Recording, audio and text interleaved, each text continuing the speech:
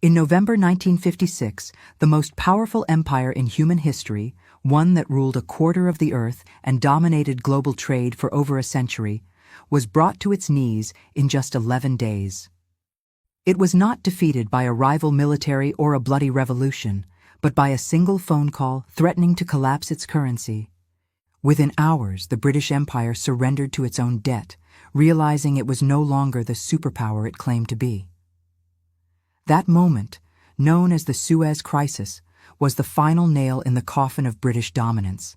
But what history books conveniently leave out is that Britain fell because it had been making the exact same mistakes that America is making right now. By 2026, those exact same mistakes may finally catch up with the United States. To understand how this collapse happens, you have to look at the peak. In the 19th century, the British pound was the undisputed currency of the world, giving Britain the almost supernatural power to print money, fund its military, and run massive trade deficits because everyone needed their currency.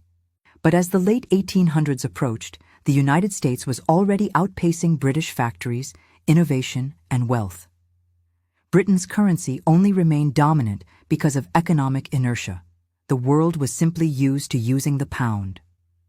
World War I transformed Britain from the world's largest creditor into one of its largest debtors, owing massive sums, especially to the United States.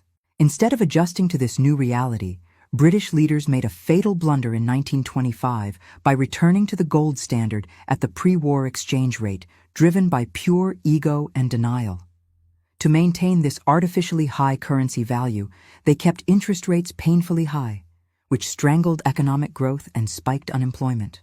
Yet they kept spending as if they still ruled the world, funding a global military presence and an empire they could no longer afford. During the Great Depression in 1931, Britain was forced off the gold standard entirely, and the pound lost nearly 30% of its value almost overnight. And it only survived as a reserve currency because Britain essentially held its colonies hostage, forcing places like India and Australia to hold their reserves in pounds. The United States is currently following this exact same playbook, not just a similar one, but the exact one.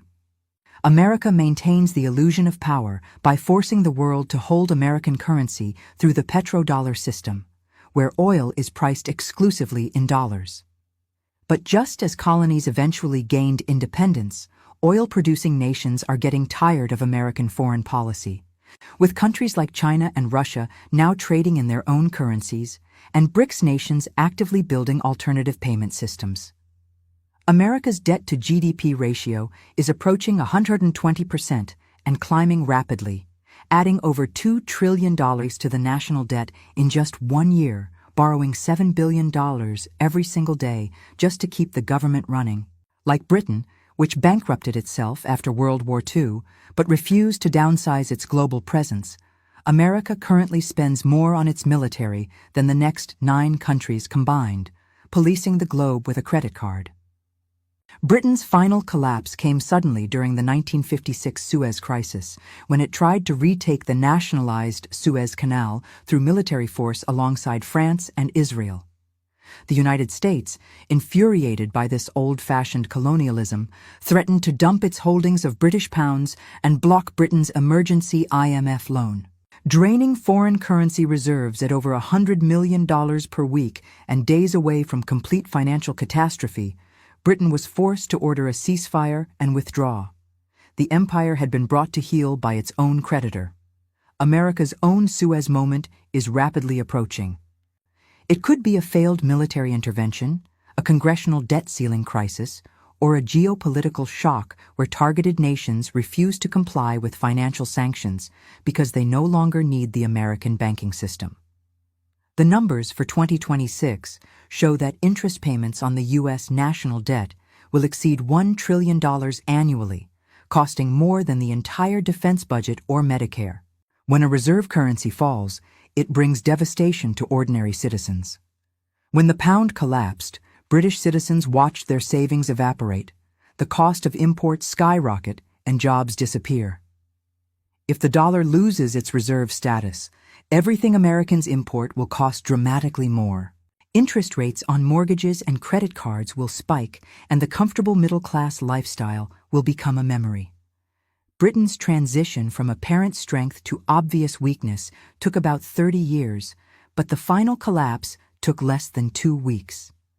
America's foundation has been weakening for 50 years, running constant trade deficits since 1975 and accumulating accelerating debt since 2008, meaning the eventual collapse will likely be even more sudden. History does not repeat, but it rhymes, and right now, the rhyme between Britain then and America now is almost perfect. The most dangerous phrase in finance is believing this time is different. Prepare yourself by paying attention to the warning signs, diversifying your assets, and building real skills because the government will not save you. If you found this breakdown eye-opening, please hit that subscribe button. Follow for more deep dives into the economic forces shaping our world. And try encouraging viewers of your post to share it with their friends so they can prepare for what is coming.